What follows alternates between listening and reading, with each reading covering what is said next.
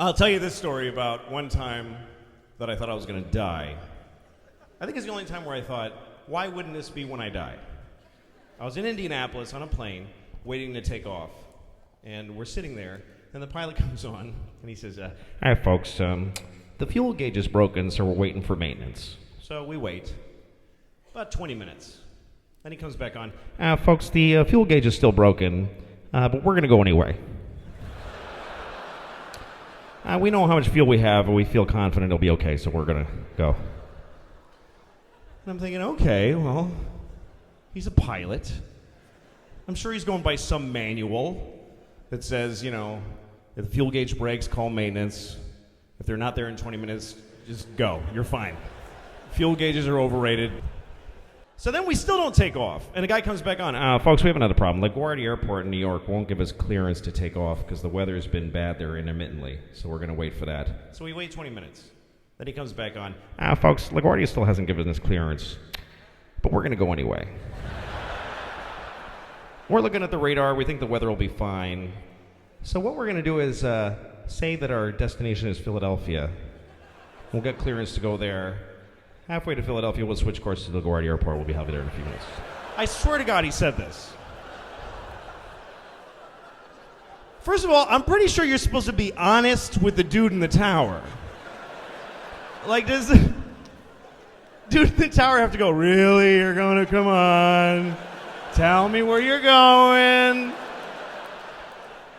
And why is he telling us? Am I going to have to corroborate this lie if we get pulled over by the sky police at some point in the flight? "Oh, no, we're totally going to Philly. I got a brother there, and we got a thing in Philly." But I'm still fine with it because we're travelers on the plane. Yeah, I got a thing. I'm immortal. Just go, please. Yes. Go into marginal weather with shoddy equipment secretly. I totally support this plan. So we take off. We get above where we are right now. And it's just a black mother of a cloud. It's just like the Wizard of Oz. It's just, there's trees throwing apples at us. It's crazy. It's just horrible. And we're the whole flight, and we're making these circles.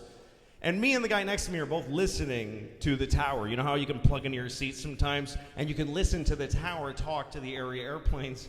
And we keep hearing our guy trying to get clearance to land from LaGuardia. "This is Delta 288 requesting clearance to land. It's a negative 288, low visibility." A few minutes go by. "This is Delta 288. We would really like clearance to land." "Yeah, that's a negative 288. Like he was getting annoyed. And meanwhile, we're just circling and burning this vague amount of fuel. We could just stop being an airplane at any second. And then we hear this. This is all true. The LaGuardia guy comes. "It's LaGuardia Airport to all area airplanes. We are closed for the night. Zero visibility. Not safe for landing. Please divert to Philadelphia or Allentown, Pennsylvania, or Boston." And then we hear our guy. "This is Delta 20. We need to land now. We have no fuel. We have to land right now." Then there's a pause, and then we hear this.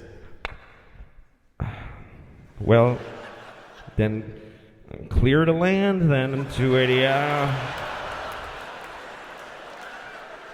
That's how he said it. Like, dude, no one can see, okay? But just take a shot. I'm going home. Just turn the lights off after you crash. By the way, you're not supposed to be here, you liar. You said you were going to Philly."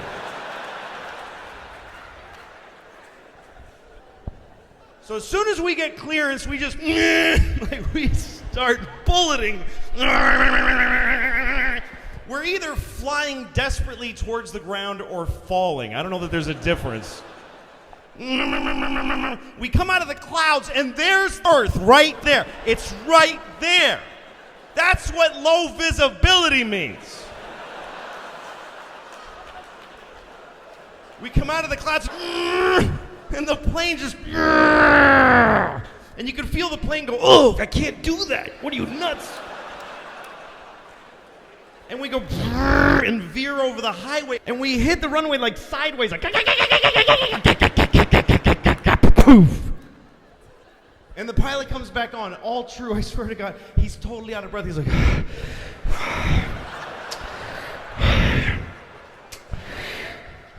welcome to LaGuardia Airport, New York City.